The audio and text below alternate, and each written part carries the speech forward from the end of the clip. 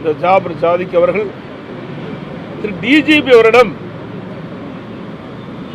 அவர் நற்சான்றிதழை பெற்றுக்கின்றார். CCTV camera கொடுத்ததுக்கு ஒரு பாராட்டு பத்திரத்தை வழங்கி இருக்கின்றார். அந்த புகைப்படம்லாம் வந்திருக்குது, ஊடகத்திலையும் பத்திரிகையில் நாங்கள் பார்த்தோம். அதுபோல் முதலமைச்சரை சந்தித்து நிதி அளிக்கப்பட்டிருக்கின்றது, விளையாட்டுத்துறை அமைச்சரை சந்தித்து நிதி அளிக்கப்பட்டிருக்கின்றது. அதோடு திமுக முதலமைச்சர் குடும்பத்தைச் சேர்ந்த ஒருவர் ஒரு படத்தை இயக்கியிருக்கின்றார். அந்த படத்துக்கு தேவையான நிதியை இந்த போதைப்பொருள் விற்பனை செய்ததன் மூலமாக அந்த நிதியை பயன்படுத்தி தான் அந்த படத்தை தயாரிக்கிறதாகவும் இன்றைக்கு செய்திகள் வெளிவந்துள்ளன. இது மிக மிக ஒரு மோசமான ஒரு நிலைக்கு தமிழகத்தில் தள்ளப்பட்டிருக்கிறது. இன்றைய தினம் இந்த போதைப் பொருளை தடுக்க நடவடிக்கை எடுக்கின்ற டிஜிபி அவர்களும் இந்த நாட்டை ஆளுகின்ற முதலமைச்சர் குடும்பத்தைச் சேர்ந்தவர்களும் இன்றைக்கு பல்வேறு வகையில் தொடர்பு இருப்பதாக செய்திகள் வருகின்றன.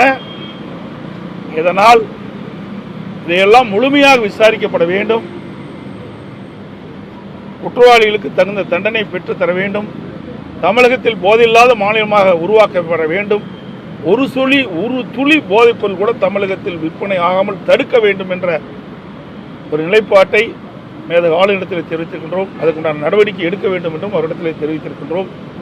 இந்த போதைப்பொருள் கடத்தலில் வந்த பணத்தை தான் இன்றைக்கு திமுக வைத்துக் கொண்டு இந்த தேர்தலில் சந்திப்பதாகவும் செய்திகள் வந்து கொண்டிருக்கின்றன.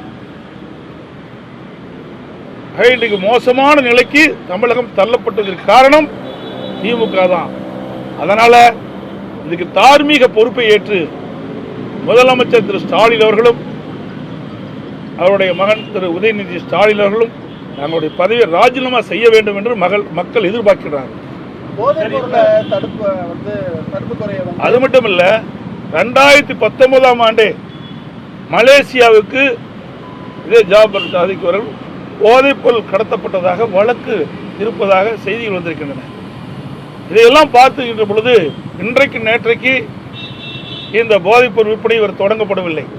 பல ஆண்டுகாலமாக பல்வேறு வெளிநாடுகளுக்கு இந்த போதைப்பொருள் விற்பனை தொடர்ந்து நடத்தப்பட்டதாகவும் அதில் வந்த வருமானத்தை வைத்து உயர் போலீஸ் அதிகாரியிடத்திலும் முதலமைச்சர் குடும்பத்துக்கு நெருக்கமானவரை காட்டி இந்த போதைப் பொருள் எளிதாக தமிழகத்தில் விற்பனை செய்து கொண்டிருக்கின்றார். இங்கிருந்து வெளிநாட்டுக்கும் இவர் இந்த போதைப் பொருளை விற்பனை செய்து கொண்டிருக்கும் தெல்ல தெளிவாக ஊடகத்தின் பத்தின் வாயில தெரிய வருகிறது. அமைச்சர் ரகுபதி இப்ப சற்று நேரத்துக்கு முன்பு பேட்டி கொடுத்திருக்காரு.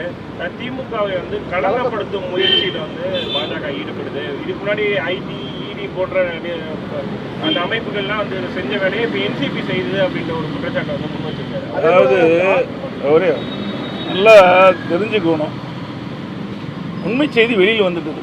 இதை மறைப்பதற்கு என்னென்னமோ நாடகத்தை இன்றைக்கு திமுக அரங்கேற்றி வருகிறது. இந்த ஜாபர் சாதிக் என்பவர் சென்னை மேற்கு மாவட்டத்தில் அயலக அணி அமைப்பாளராக இருக்கிறார். இவர் முதலமைச்சரோடு போட்ட புகைப்படம் வெளிவந்திருக்குது. அதோட விளையாட்டுத்துறை அமைச்சர் உதயநிதி ஸ்டாலினோடு வந்திருக்குது. அவர் குடும்பத்தைச் சேர்ந்தவர் ஒரு படத்தை இயக்குனராக இருப்பதாக தகவல். அந்த படம் இவர் தயாரிச்சிருக்கார். ஜாபர் சாதிக் அந்த படத்தை தயாரிப்பதற்கான நிதியை வழங்கியிருக்கிறார். உயர் போலீஸ் அதிகாரி அவருக்கு ஒரு நற்சான்று பட்டத்தை வழங்கியிருக்கிறார். இதெல்லாம் பார்க்கின்ற பொழுதுதான் மிகப்பெரிய சந்தேகம் ஏற்படுகிறது. ஆக இன்றைக்கு அவரும் பேட்டி கொடுத்துருக்காருல, எல்லா தொலைக்காட்சியில் தான் நாங்கள் பார்த்தோம். மத்திய போதைப்பொருள் தடுப்பு அலுவலர்கள் பேட்டியில் கொடுத்துருக்கிறார். இன்னும் நிறைய இதில் இருக்குது.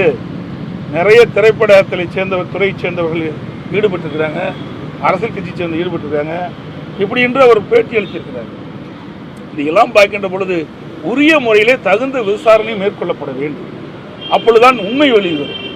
திமுக சட்டவிரோத நடவடிக்கையில் ஈடுபடாது. அப்படி ஒருவேளை ஈடுபட்டா ஈடுபடுதா இல்லையா என்பது விசாரணையில் தான் தெரியும். இவருக்கு எப்படி தெரியும்?